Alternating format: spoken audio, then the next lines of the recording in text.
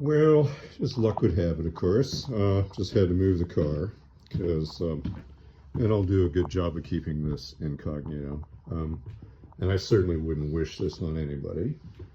But we've got somebody having an overdose next door on one of these boats, Liveaboards, right? I'll continue the conversation here kind of quietly. You know, it should be said that I'm a quite progressive minded individual, all right? And I, if anything, am a near rabid advocate for the liveaboard lifestyle. I have lived aboard boats for most of my adult life now, probably more than 30 summers afloat, let's say, okay? I started with a very small and modest boat, about 26 feet, and over the years have worked myself up to a relatively comfortable and capable 45-footer. It's been a lot of work, but I've covered a lot of miles, and I would have to say that living on the oceans have taught me most all of everything that is important to me.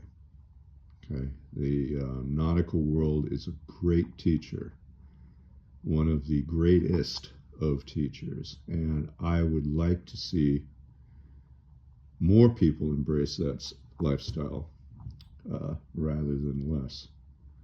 But there is nothing here that resembles that vision. Okay, there is no interest in intimacy with the environment of the ocean, which is really my habitat. There's no interest in seamanship. There's no interest in the history. There's no interest in the contemplative views in the vast body of literature and the philosophy that comes from seafarers. There's no interest in any of that. It's just a cheap place to live a minimally functional lifestyle, right?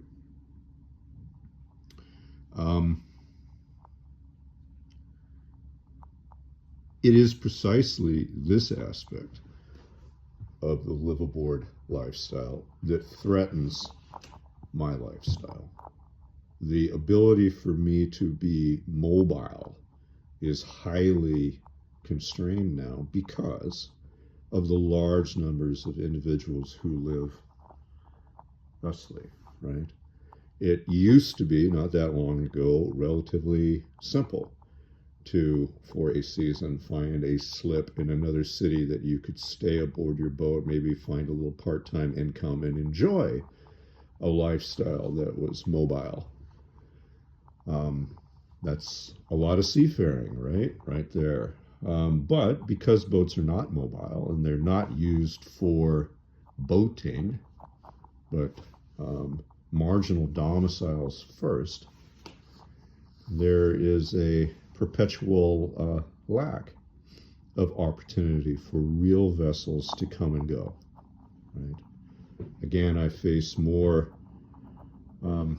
regulation, costs, insurance, obstacles to living my lifestyle all the time because of the obvious problem and social cost that society bears because of this.